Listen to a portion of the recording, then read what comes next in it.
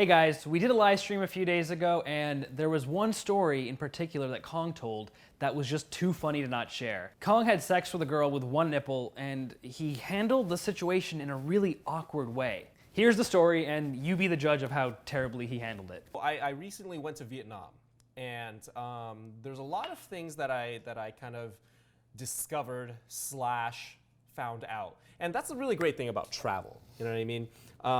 It allows you to experience different cultures, but then, as I'll tell you, it allows you to it forces you to meet new people too. So when I went, a lot of things went down that I was like, what the fuck? So I literally wrote down like a bunch of things in my Evernote, and I have the list of things right here in no particular order. I tried to categorize it a little bit, but it's basically just a bunch of random notes that I literally wrote down because it was just too funny. Every time I would ask Kong to tell me a story, he'd be like, no, I can't tell you. Wait for the live stream. Mm-hmm. The day has come. Mm-hmm.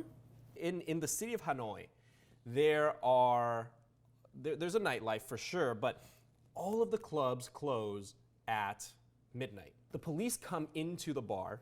Okay. And then they kick everybody out because it's 12:15. Okay. And that's why everybody has to leave. And then, as soon as the police leave, so everybody's outside just hanging out, chilling, whatever, trying to figure out where they're going.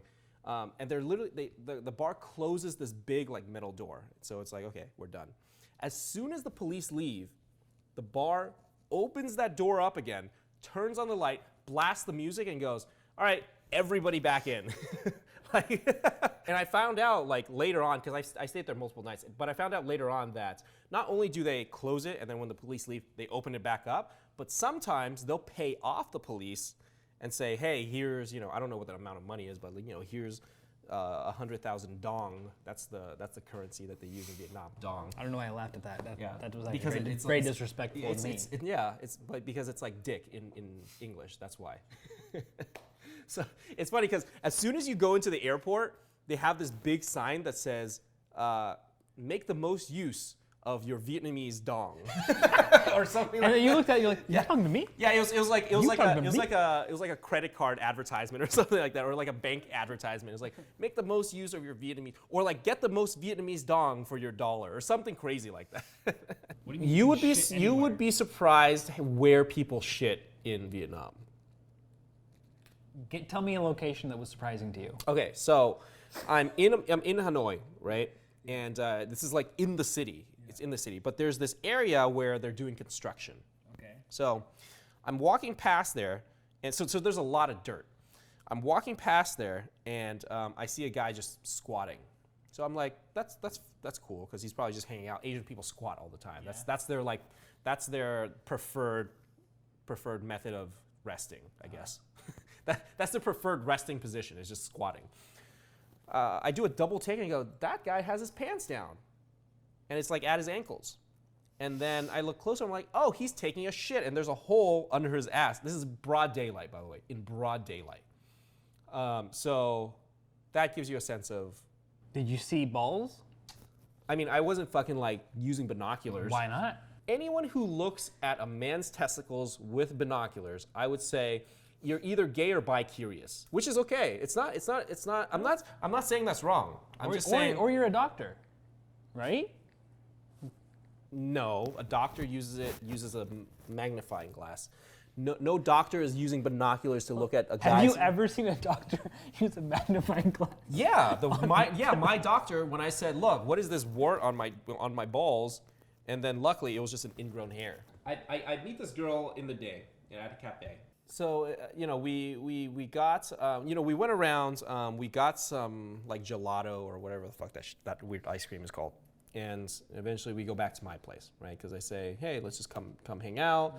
And we're talking. Eventually we start making out. We're on the bed. And I take off my clothes, take off my pants, take off my shirt. I'm literally just in my underwear. She's fully clothed. And that's when I take off her pants. She's totally cool with it. Making out some more and take off her shirt. And that's when I realized that, whoa, this girl only has one nipple. Like one of her nipples is just missing. But what do you mean by missing? I've been waiting to hear the story for a while. What the fuck do you mean by missing? So one side is just like a regular nipple. Okay. And then one side is like it's like a crater. It's not really a crater. It's like you know like when you have a balloon. Yeah. The end like that you balloon tie knot, up. A balloon knot. Yeah. You know that little piece above, like the piece at the.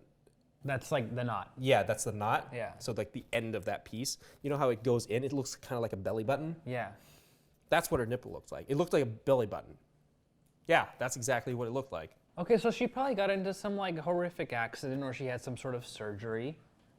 No, that's, yeah, maybe. I have no clue what happened. So I'm just like, this is really, really awkward now because. Why is it awkward? It's like she has something wrong with her nipple. Like, No. Yeah, the fact that she has one nipple is not awkward. What was awkward was, I'm just like, yo, should I bring this up or not? Okay, to me, it's not even a question. Why would you bring it up? It's like, oh, she obviously had something happen to her because nipple. I'm a person that just like, I've trained myself to just speak my mind.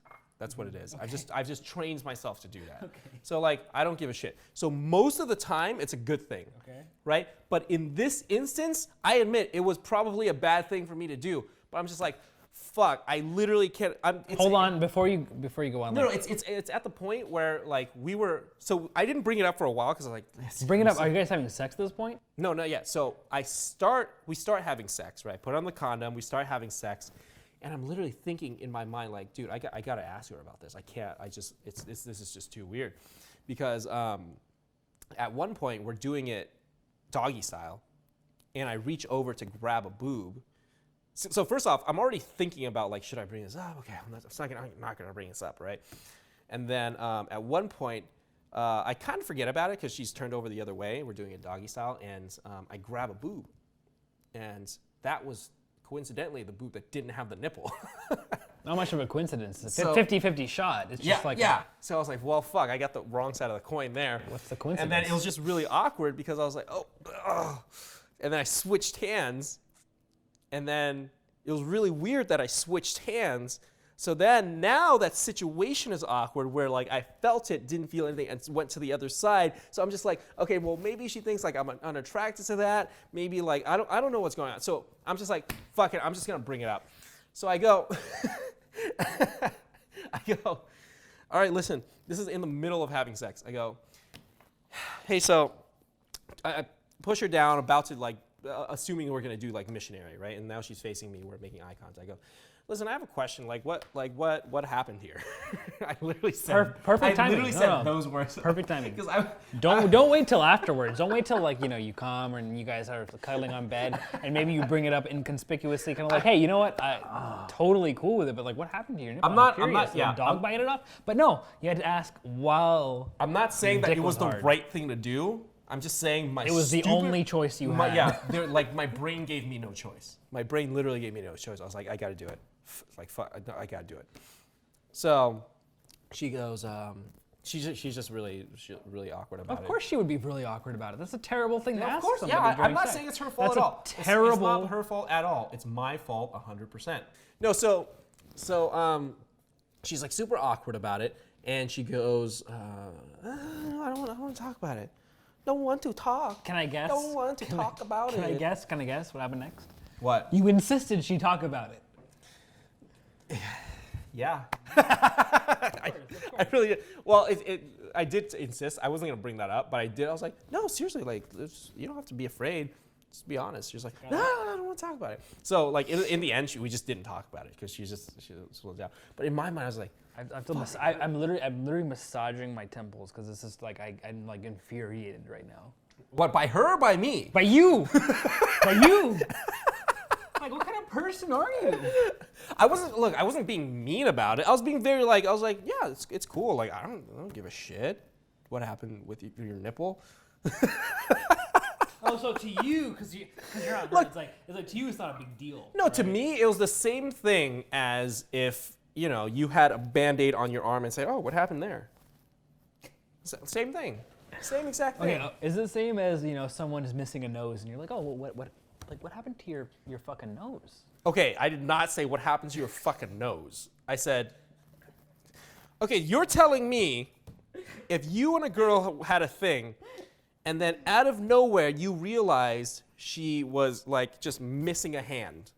She has one hand, and like the whole time she was just going like this with one hand in front. No, that's not what happened. And then out of nowhere, that's it was not the story you told. That's exactly what happened. The story you told I was, didn't know she had one nipple from the beginning. The story you told was you're fucking a girl, and then you saw the nipple, you tried to ignore it, you didn't really care, she went doggy style, you touched her nipple from, around, and then you're like, something's missing, you're like, I don't really care. Then you went to missionary, and you're like, now I care. That's what happened. It's not like you're having dinner and all of a sudden, but same thing. Yeah, you're talking to the girl at a bar, right? She shows you, she goes like this, and you realize she has a hand missing. She has a hook for a hand. Does anybody have that anymore? A hook? Or is that like a pirate thing? But let's just say she has a hook for a hand, and you go, well, that's kind of weird. She has a hook. So she has one hand and one hook. You're not gonna bring it up right away, right? You're not gonna be like, whoa, what the fuck's up with that hook? You're gonna be like, okay. In your mind, you're gonna be like, you got me. Yeah. Let's just wait it out a little bit, and eventually you're gonna have to ask her about the hook. Okay. Or are you telling me you're going to ignore that hook for the rest of the time you guys know each other? No. Of course you have to ask about it. You're right. So that's what I'm saying. Fine. You know what? Here's what I'm saying. You should ask that question in a more, I guess, like sexual way, right?